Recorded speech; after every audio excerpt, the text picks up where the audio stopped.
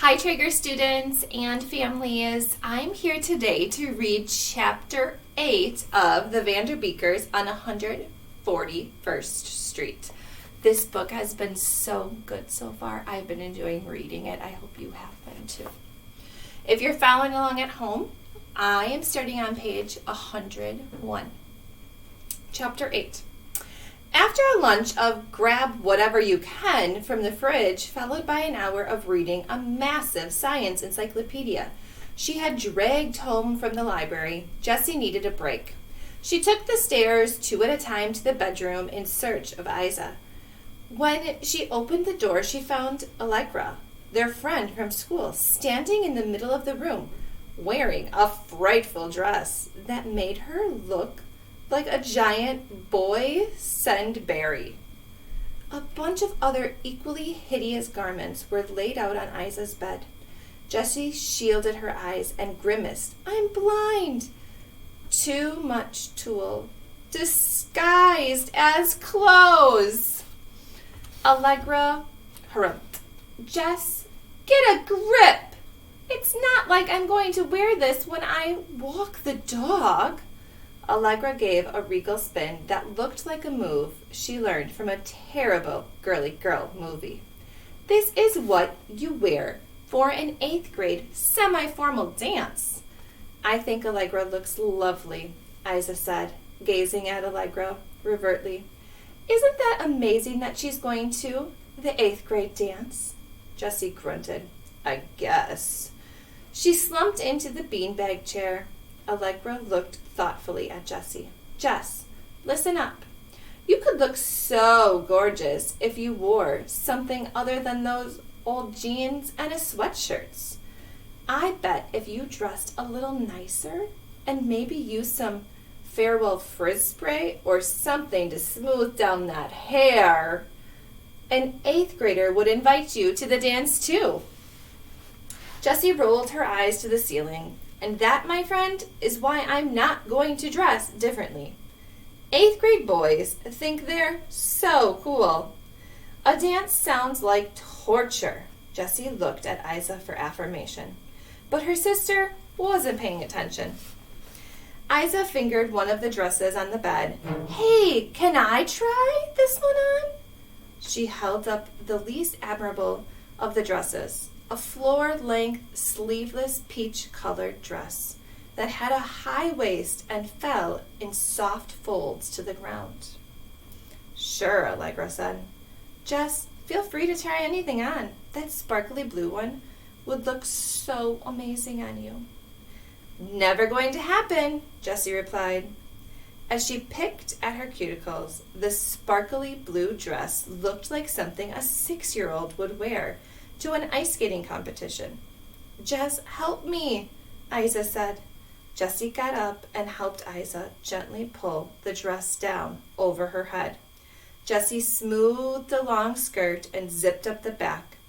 Isa turned around. Wow, Jessie breathed. You look like a queen. An awesome kick-butt queen.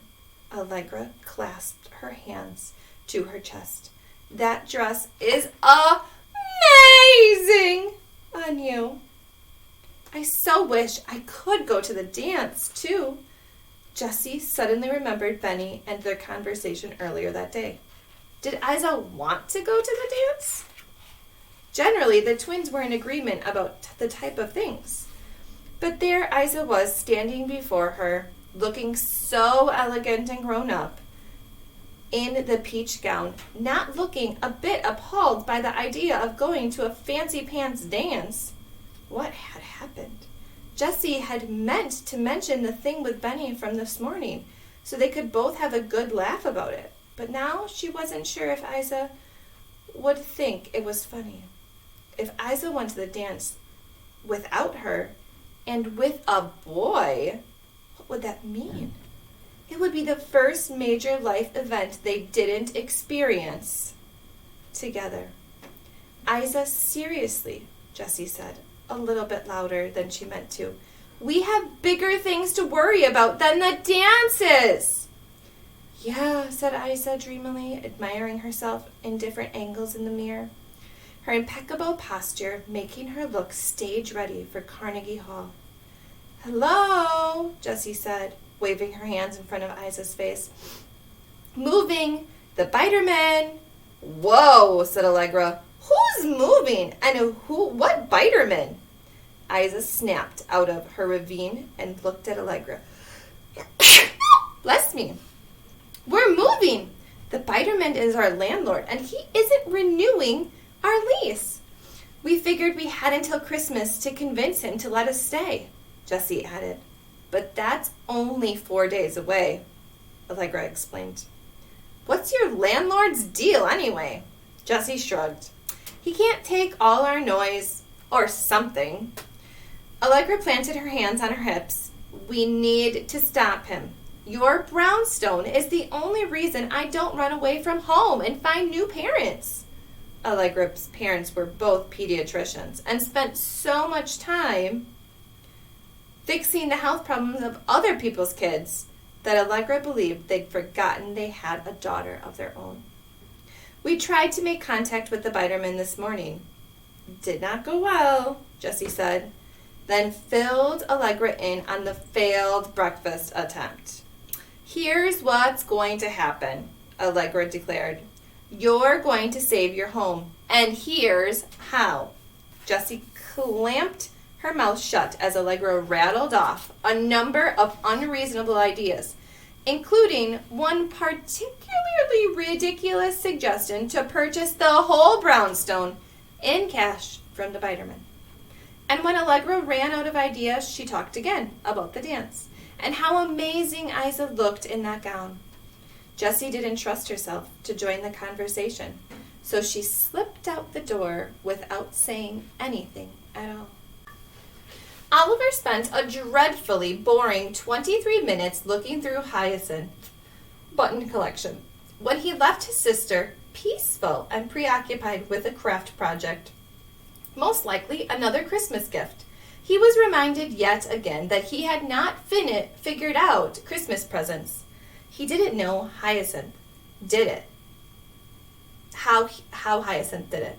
Just 2 weeks ago, she had made him some type of arm warmer contraption. She was like a workaholic elf.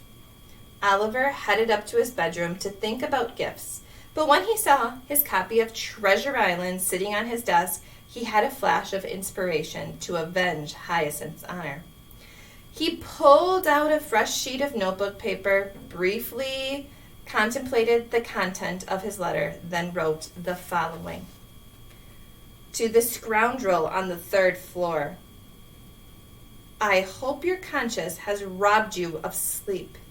Being mean will earn you a black spot, and you know what that means. Be nice or watch out. Woe be to the man who does not heed my advice. Signed, your greatest foe. There, Oliver thought, short and to the point. He was particularly proud of the part about the black spot. In Treasure Island, the black spot meant you were guilty of something and would be fully punished. He thought that lent a certain drama to the letter. He folded the letter into thirds, then slipped it into an envelope. He knew he should be trying to win over the Biterman, but how would the upstairs neighbor even know that it was him writing the note anyway? It could be anyone. Oliver had really good handwriting for a 9-year-old. He cut out the letter from his amazing outdoor adventure magazine to spell Mr. Biterman, then pasted them onto the envelope, lying them out like the ransom notes he always imagined getting if someone were to steal France or Patagonia. That would strike fear into the Biterman's heart. He was sure of it.